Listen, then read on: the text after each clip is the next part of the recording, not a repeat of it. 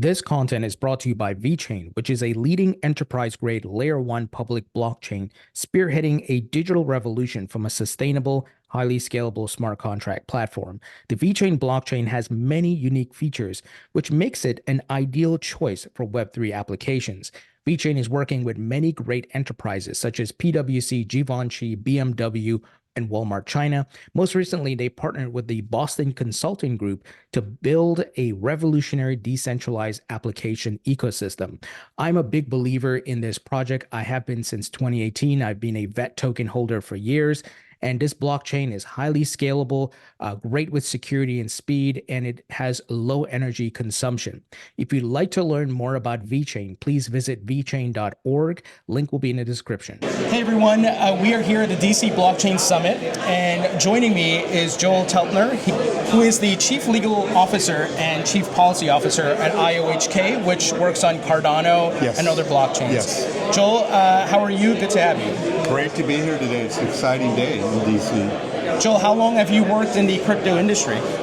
For a long time. I got started in 2014 by mistake, but that makes me a really old hat in the business. You're an OG. Yeah.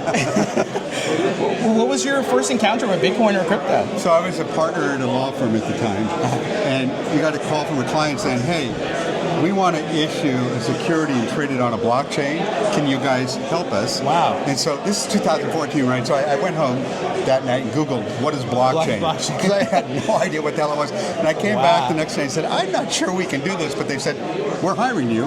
So, wow. If you don't mind me asking, which company was that? Overstock. Oh, that's right. I remember they were launching, I forgot the coin, but I remember the CEO. It was the first time a security had been issued and traded on a blockchain. Yes, I remember that. I think I interviewed the CEO at that time, if I'm not mistaken, but I could be off. But that's amazing. And how did you end up at IOHK? Well, so that project took us almost 2 years to get to market, because again, nobody had done it, and we spent 2 years working with the SEC to finally get it over the finish line. So now we're fall of 2016, and all of a sudden everybody's calling me going, I'm looking for a blockchain lawyer. And I said, I guess I'm now in blockchain. So I ended up leaving the firm I was at. I went to a different law firm and started their fintech and blockchain practice. And I did that from 2016 to 2020, and then IOHK recruited me. Okay. Stole me away from the law firm. That's amazing. And, you know, let me rephrase this. I was going to say it a certain way, but I can't imagine what the last 4 years were like. Your job must have been very busy with all the headwinds we faced in the last administration. Yeah. Yeah. Short answer to that. No, I always say to people there are two different kinds of lawyers. There are lawyers that are really good, great lawyers at saying this is what the law says and this is what you have to do. Sure. And then there are lawyers that are okay with an area where you have to say, well, there is no law. It's nothing's black and white. It's all gray. And how do we analyze and figure out risk, manage that risk, and decide when we can go forward and when we can't go forward? Sure. So that's what makes this, to me, so fascinating, but also so crazy at the same time. So is your job a little bit easier now with the new government? Everybody pro-crypto for the most part? Slowly. So it is getting better, and we know it will get better, but right now, people are very enthusiastic, and they should be about where we're going. Yes. But we're at a stage right now where we still don't have clarity either from a legislative regulatory standpoint. Sure. We know that the attitude of the current administration has changed. We know the attitude of significant agencies like the SEC and CFTC have changed. Right. But we still, at the end of the day, need the guidance, formal guidance, and regulations and legislation for that certainty. Yeah. So we're moving in the right direction, but we're still in a lot of shades of gray for the moment. That's a great point, because, to your point, in spite of the environment and the attitude change, unless it's on paper, you still have to be careful as a builder and entrepreneur.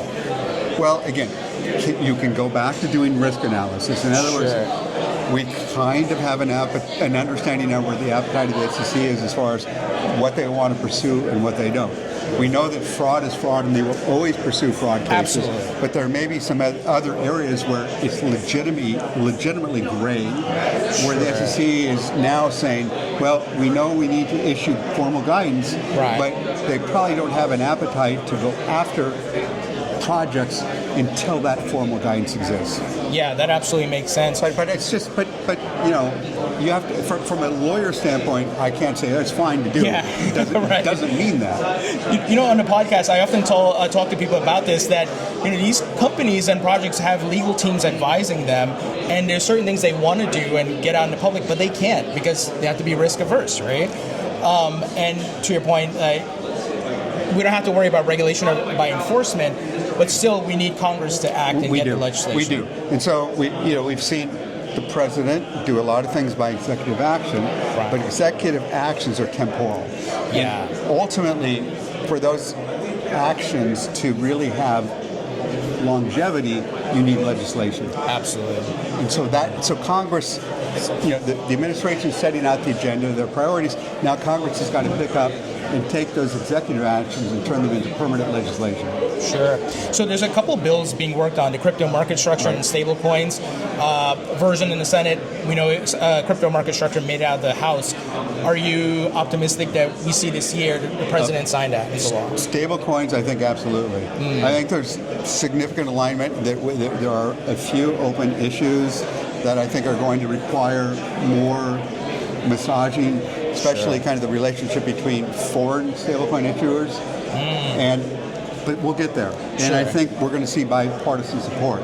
The Market Structure Act, or whatever it ultimately is called, is a longer proposition only because that is a bigger canvas that is being covered by it. And so by definition, there are a lot more elements. I think it's going to take longer. I think we will see significant progress on it this year. Whether we actually have something enacted this year, I don't know. I would say that possibly it's 50-50. 50-50. Yeah, because there's so many more moving parts and components with the market structure, right? Because you have different digital assets, different types of assets that, you know, I know the SEC just told us about meme coins. We still haven't heard about NFTs yet. Right. And even more important than that, so you can't just pick up the legislative initiatives that were taking place in the prior Congress, because we had, for example, FIT 21.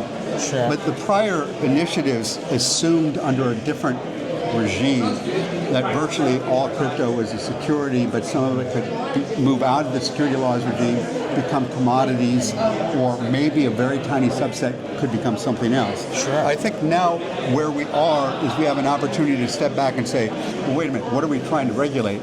It's not just assuming everything is a security commodity. We're looking at digital programmable software that can have all types of features, functions, and use cases. And if you really want to think of the right way to regulate, you have to look at these different use cases and say, okay, what legitimately maybe is a security, what legitimately maybe is commodity, and what legitimately is something completely different that really don't belong under either of those regulatory agencies. That's a great point. So that's a harder process, and we didn't have the freedom to do that under the prior administration. Now we do. I don't envy the SEC's job and what they're going to have to do in working with Congress, because there's so many different things happening and being built. How do you think they go about it? Is it Hester Peirce's idea of the sandbox?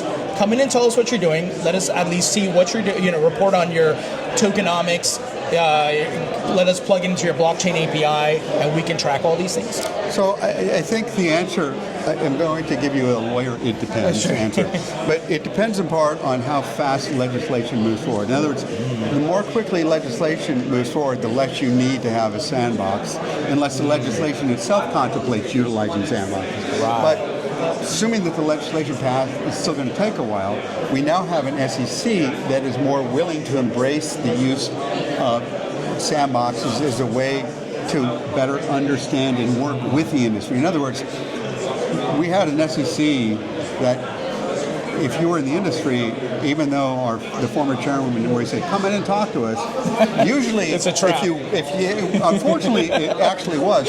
Now we have an SEC that when they say come in and talk to us, they mean it. They mean it. And they want to collaborate with industry, and they want to look for ways to figure out what is the best regulatory approach. And sandboxes, I believe, will be a part of that process. So it's a different type.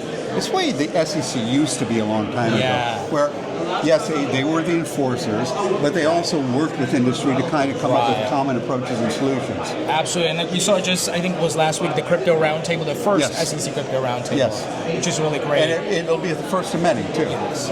I love it. I love it. And then it's like, this is how it's, like you said, it should have been running the whole time. We're getting there. Joel, pleasure chatting with you. Likewise. And put in a good word for Charles Hoskinson for me. I don't want to get him back on. Well, that's right. You put in a good word for me with Charles, too. It'll be even. Awesome. Thank you, Joel. Thanks. Appreciate it.